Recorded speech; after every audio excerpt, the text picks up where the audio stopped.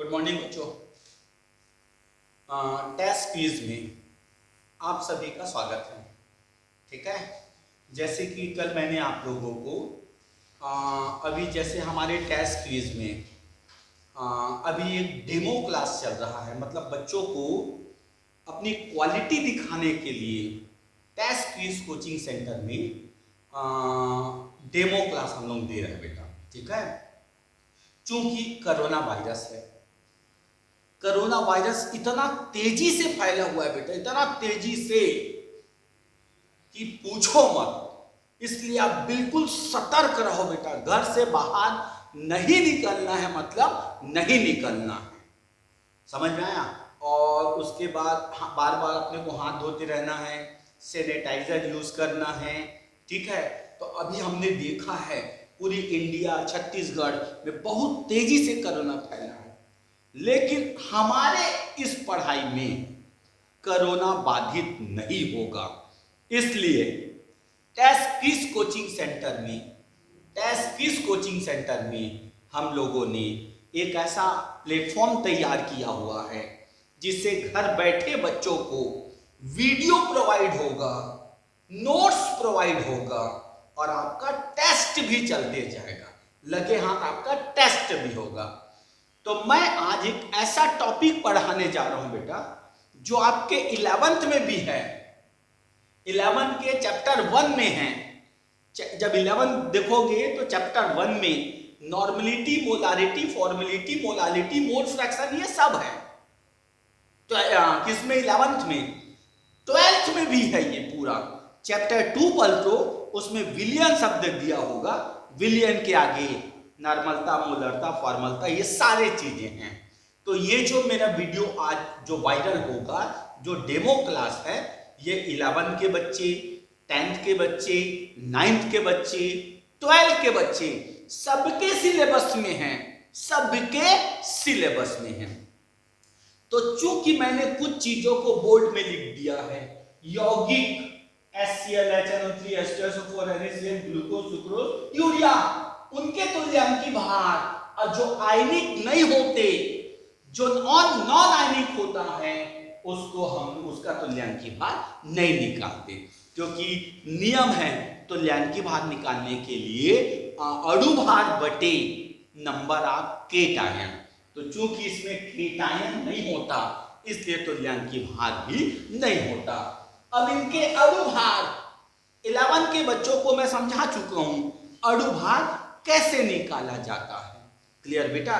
तो आपको मैं यहां पे 12 के बच्चों के लिए ये प्राय याद रखे रहना, में भी इसी को ही पूछते हैं, glucose, urea, sucrose, NaCl, H2SO4, nitric acid, ये सब है। इसलिए वो बनाने भी आना चाहिए, प्लस एक रटा रहना चाहिए, वो भी बहुत जरूरी है बेटा। तो मेरा आज का पहला टॉपिक मैं ले रहा हूं नॉर्मलिटी। हो गया? नॉर्मलिटी, हिंदी में इसको बोलते हैं नॉर्मलता। ठीक है, तो एक्चुअल में हम लोग क्या बोलते हैं, मान सुनना, जैसे हम लोग जैसे कि किसी के यहाँ मान लो पानी वानी पीने नहीं जाते हैं बेटा हम लोग, तो बोलते हैं सर शक्कर मेरे में 2 चम्मच डाल दो, शक्कर मेरे में 1 चम्मच डाल दो, शक्कर मेरे में 4 चम्मच डाल दो। तो एक्चुअल में उस अमाउंट पे नॉर्मलिटी, मोलारिटी, फॉर्मेलिटी डिपेंड करता है। अगर 1 लीटर विलियन में, देखो विलियन मतलब विले और विलायक, पानी विलायक है, नमक शक्कर जो घोर है वो विले है, ये याद रखो। पानी विलायक है, नमक शक्कर घोर है वो विले है। तो बहुत आसान, 1 लीटर विलियन में, 1 लीटर विलियन में विले पदार्थों का ग्राम तुल्यांक घुला हो। देखो आपको मैं बता रहा हूं ना, नॉर्मलता सुनते जाना, इसका परिभाषा नॉर्मलता, 1 लीटर विलियन में, 1 लीटर का जो विलियन बना हुआ है, उस विलियन में अगर विले का तुल्यांकी भार, ग्राम तुल्यांक या ग्राम तुल्यांक बोल दो, घुला हो, तो नॉर्मलता। बहुत इजी, 3 परिभाषा मैं आपको रटा दूंगा। फिर मोलारता, अभी मैं पूरी डिटेल जाऊंगा, अभी मैं आपको एक शॉर्टकट बता रहा हूं। 1 लीटर ये भी, लेकिन अगर विले के मोलों की संख्या घुला हो तो मोलारता। फॉर्मलता ये भी 1 लीटर है सर, लेकिन ग्राम सूत्र भाग भूला हो तो फॉर्मलता। 3 ठो परिभाषा आपके जेब के अंदर। कैसे सर बताइए? बड़ा इजी, बस आप याद रखना, आप अपनी बुद्धि में बैठा लो। नॉर्मलता मतलब ग्राम तुल्यांक भार, मोलरता मतलब मोलों की संख्या, फॉर्मलता मतलब ग्राम सूत्र भाग। बस पढ़ो, रास्ता चलते आप आंसर दोगे। नॉर्मलता का परिभाषा पूछिए, हम बताते हैं सर। किसी 1 लीटर विलयन में उपस्थित विलेय पदार्थों के ग्राम तुल्यांकों की संख्या को विलयन का नॉर्मलता कहते हैं। बड़ा सरल। मोलरता का परिभाषा बताइए सर। किसी 1 लीटर विलयन में उपस्थित विलेय पदार्थों के कुल मोलों की संख्या उसकी मोलरता कहलाती है। फॉर्मलता का सूत्र बताइए, परिभाषा बताइए सर। किसी 1 लीटर विलयन में घुले हुए विलेय पदार्थों के ग्राम सूत्र भाग। तो कुछ नहीं बेटा, बहुत इजी है। जैसे मैंने एग्जांपल आपको नहीं बताया, कोई 1 चम्मच ले रहा है, कोई 2 चम्मच ले रहा है, कोई 4 चम्मच, उसी तरह नॉर्मलता में ग्राम सूत्र भाग को बोलते हैं। जैसे मैंने 1 चम्मच बोला तो नॉर्मलता बन गया, 2 चम्मच बोला तो मोलरता बन गया, 3 चम्मच बोला तो फॉर्मलता बन गया। तो 1 चम्मच मतलब ग्राम तुल्यांक, 2 चम्मच मतलब मोलों की संख्या, 3 चम्मच मतलब ग्राम सूत्र भाग।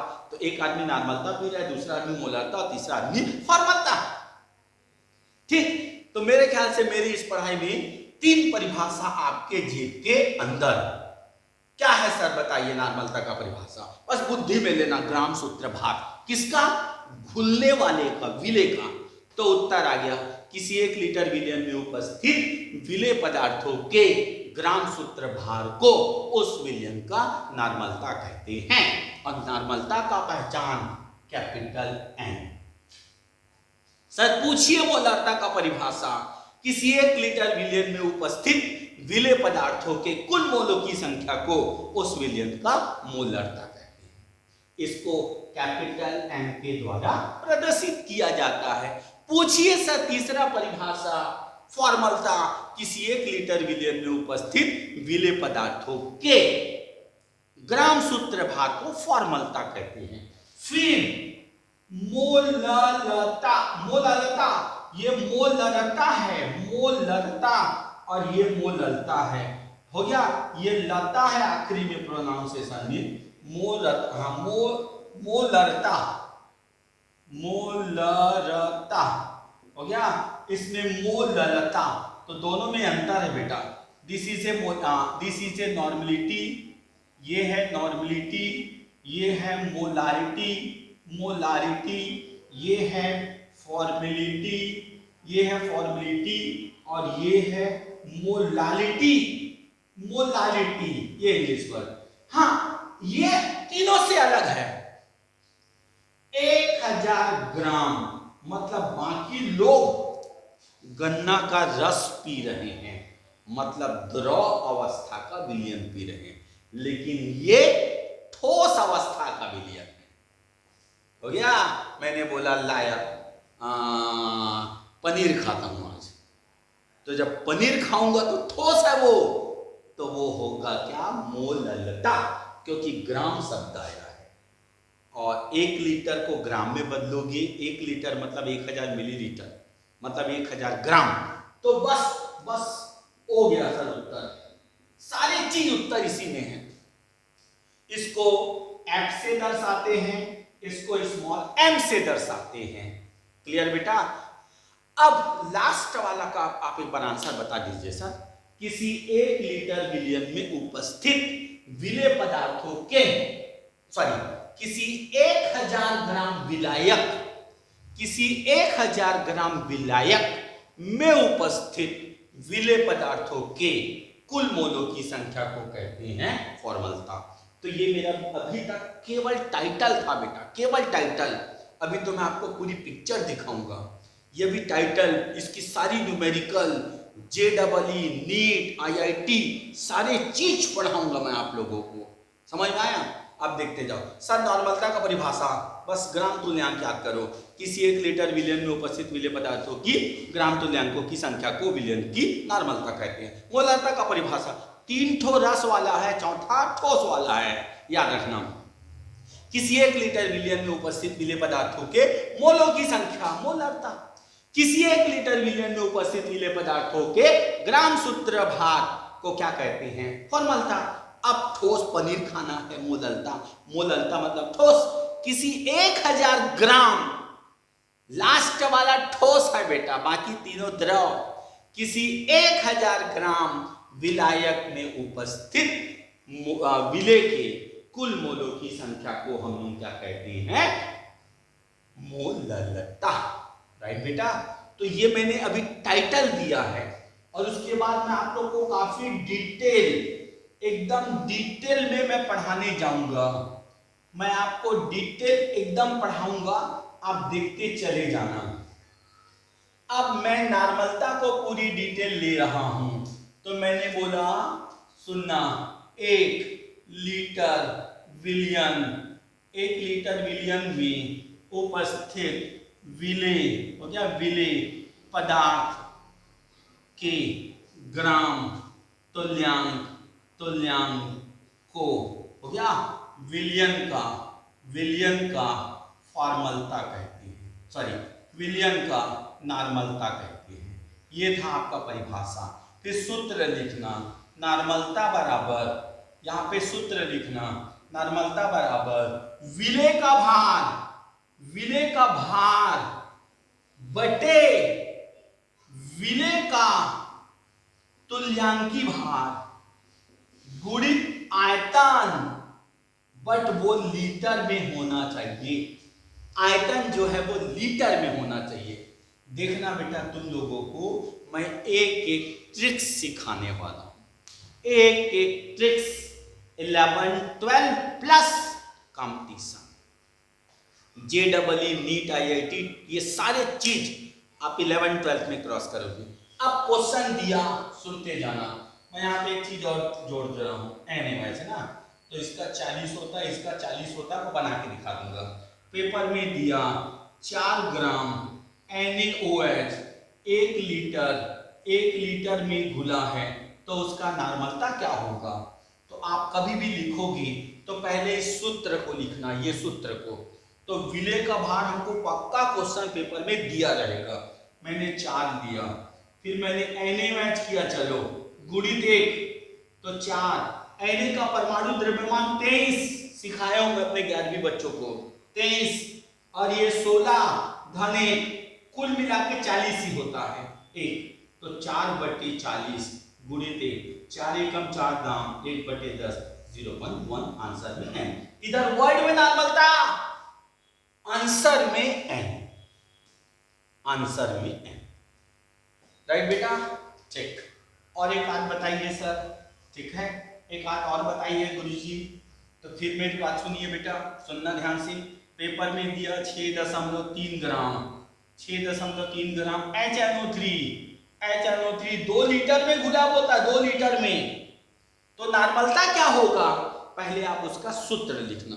सूत्र ऊपर में लिखा हुआ है, विलेय की भार जगह 6.3, तुल्यांकी भार, चलो मैं सिखा रहा हूं बच्चों को, HNO3 इंटू 2, 6.3, इसका 1, इसका 14 और इसका 16 होता है, 16 3 48, 48 इंटू 2, तो 63/63, 2 पॉइंट हटा के 0, 1/20, तो ये हो जाएगा 0.0, फिर 0 0 20 पंचे, आंसर ये। मैं अभी आप लोगों को IIT तक का पढ़ाऊंगा, ये मेरा वादा है नामदेव सर का। ये मेरा सेक्शन 1 फार्मूला था। अब मैं सेक्शन 2 फार्मूला आ रहा हूं, सेक्शन 2 फार्मूला। तो सेक्शन 2 फार्मूला में ये अगर मिलीलीटर में दिया होगा, मिलीलीटर में, तो ऊपर 1000 का गुणा कर देना, क्योंकि आपको पता है मिलीलीटर को लीटर में बदलना रहता है।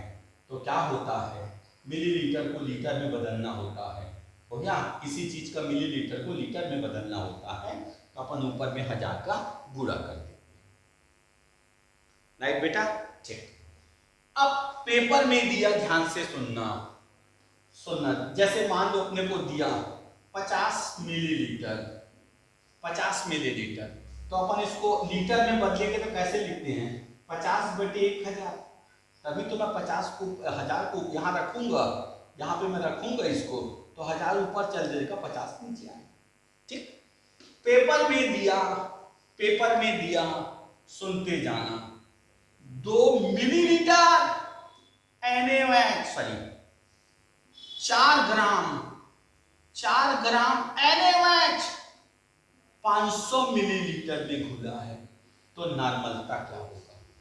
तो बेटा अब इस फार्मूला का यूज करना, इस फार्मूला का, तब आंसर नॉर्मलता बराबर 4 ये दिया है गुणित 1000 बट्टे 40 गुणित 500, 500 एकम 500 दूनी 4 दूनी 8, 40 8 पंचे 40 0.2 आंसर। जब मिलीलीटर में दिया हो तो ऊपर 1000 का गुणा कर देना, जब मिलीलीटर में दिया हो तो ऊपर आप 1000 में गुणा कर देना। ये हमारा था फार्मूला नंबर 2। और बता दीजिए सर, क्योंकि बच्चे देखते हैं कि प्राय 2-3 क्वेश्चन हो जाता तो मजा आता है सर।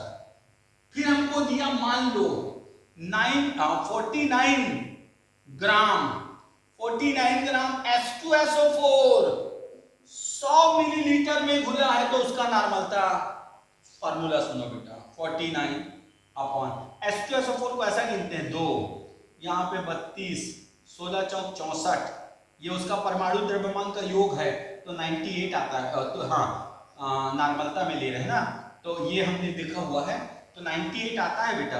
लेकिन नंबर ऑफ केटायन 2 है, नंबर ऑफ इसमें केटायन की संख्या 2 है, नंबर ऑफ केटायन 2 ठो है, तो 2 से डिवाइड किया हूं तो 49, मतलब उनका जो पहले वाला मैंने बताया जिसमें केटायन बराबर है उसकी तुल्यांकी भार और अणु भार बराबर होती है। जैसे मैंने आपको NaOH सिखाया था, HNO3 सिखाया था, NaOH में +1, HNO3 में भी +1, मतलब वही उसकी तुल्यांकी भार और वही उसकी अणु भार।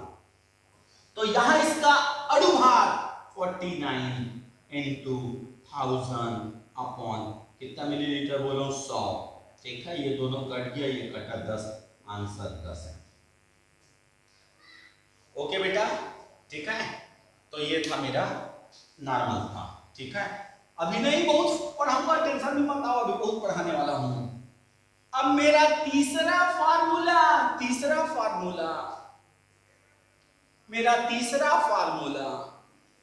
तनु विलयन के लिए,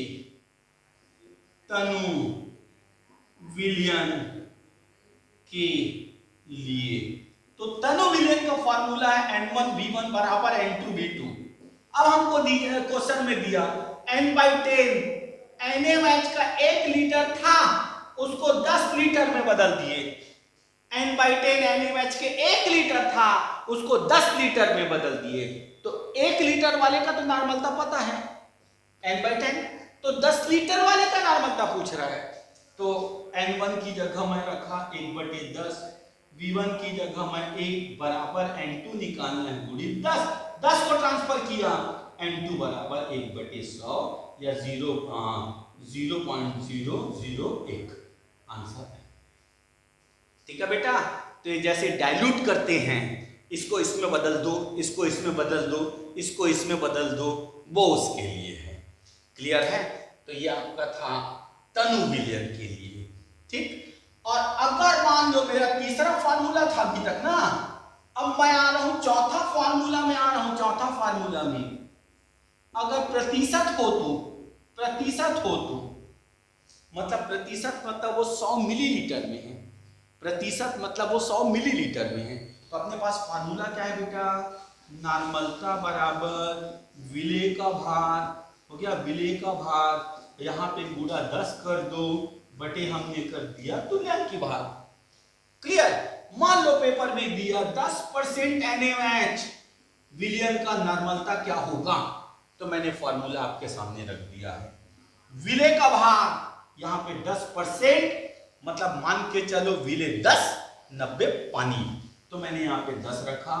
अणु भार कितनी 40 गुणित 1, 0 काट दिया 1/4, यहाँ से आप करोगे तो 0.25, ये है हमारा नॉर्मलता, ठीक है बेटा। तो अभी मैं नॉर्मलता के कितने सेक्शन पढ़ा हूं, 7, लेकिन अभी मेरे पास नॉर्मलता के 8 सेक्शन हैं, 8। मैंने आपको बोला ना, आपके 11th 12th plus competitive exam का भी मैं तैयारी करवाऊंगा। क्लियर बेटा? तो आज मैंने जो टॉपिक पढ़ाया है वो 9th में भी है, 11th में भी है, 12th में भी है। 11th में चैप्टर 1 में है और 12th में चैप्टर 2 में। इसके बाकी वीडियो का आप लोग वेट करना, इंतजार करना। अभी मेरी नॉर्मलता पूरी नहीं हुई है, ये अभी आधी है और पढ़ाऊंगा, क्योंकि मैंने बहुत से बच्चों से सुना है कि सर आप जब लंबी वीडियो बना देते हैं तो उनको थोड़ा डाउनलोड करने में दिक्कत होता है, वो रुक रुक के चलता है। इसलिए मैं अभी छोटी वीडियो दे रहा हूँ, ठीक है? उसके बाद मैं धीरे धीरे बड़ी वीडियो दूंगा बेटा, ठीक है? Okay, good luck.